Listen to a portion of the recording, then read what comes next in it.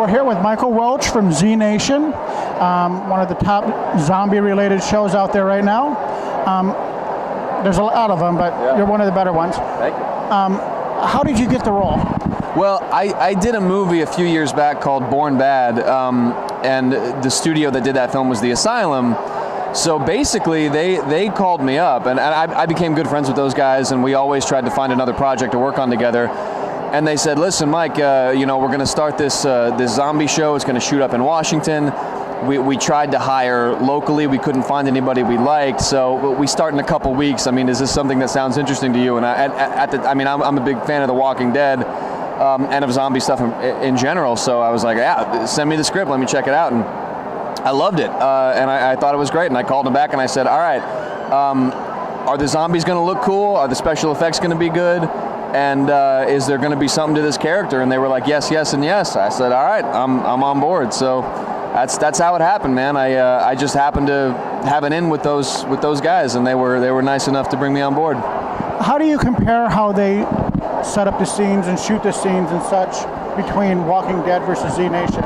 Well, I mean, I don't really know what their process is for Walking Dead. I would imagine they have a little more money than we do at this point, but basically we just do it we're very fast. I mean, we do our episodes in 6 days generally,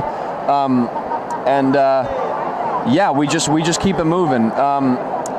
So it's a very quick process. We do a lot of pages every day, but it's kind of, it goes along with the spirit of the show. I mean, it's a very fast-paced kind of show, and it's very frantic, and there's sort of like a little mini mission every week to go along with like the broader mission for the whole season. So,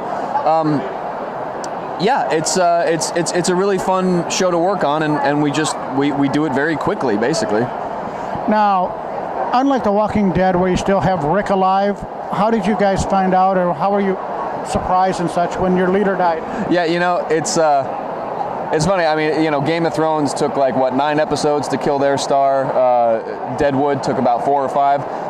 We did it right off the bat. We wanted to let people know, hey, listen, this is what you're in for this show. No one is safe. You're not going to know what to expect, and buckle in, because it's going to be a fun ride. So personally, I loved that. Now it was, Harold, what is it, Penero? I can pronounce his last name. He's a wonderful actor and a great guy, and he would have been such a strong leader. But that's what was cool about it, is that this is the guy that you would want to follow in an apocalypse, because clearly with him, you're going to be safe, So we wanted to give that impression of okay, so that this is the guy that's going to get him through it. And then we off him, and now suddenly the Tom Everett Scott character has to step up and sort of be the reluctant leader. And then, of course, as the series progresses, it keeps changing and changing. So yeah, that's right off the bat. We wanted to throw people off and just go, listen, this is going to be a different kind of show. I mean, we got zombie babies here, so if you're into that, come on board and we'll have a good time. Now, the season finale was quite a shock. I mean, you had rocket missiles going places and nuclear places getting ready to blow up. Right. What do you... I know you probably can't tell us too much about the next season, but what can you tell us? Well, I can tell you that personally, it's a big pet peeve for me. When they do the old comic book thing of once out of the hole, you know what I mean? Where they would end a comic book with someone in an impossible situation and then just start the next issue with once out of the hole, and you never know how they got out. So we don't do that. It shows very clearly kind of how we all individually get out of that situation. And I know it seems impossible, but I think they do a pretty good job of handling that. What I can tell you in general about the season is that it's just crazy this year. It's pumped up even more. There's even more action, even more crazy stuff we're doing with zombies. I wish I could tell you some of the things we're doing as far as the zombies go. I can't. And the number one thing, if I had to sum it up in one word, it would be conflict. There's a lot of personal conflict between the characters this year. Yeah, it's good. We got a little bit of everything. Now, can you tell me if everybody survives or not? Of course not.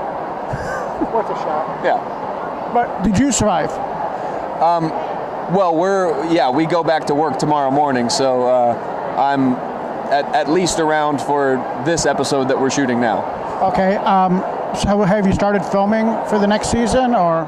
Yeah. No, we're in the middle of filming now, and we're going to do 15 episodes this year. So they're adding another 3, I think. Yeah, and it starts airing in September. So yeah, I hope people like it. So that means he is going to be alive for at least half the season. Yes, at least for. I don't want to say anything. I can't tell you anything. You gotta just watch. But yeah, I'm alive to start the season. Yeah. Do you have any other projects that you're working on?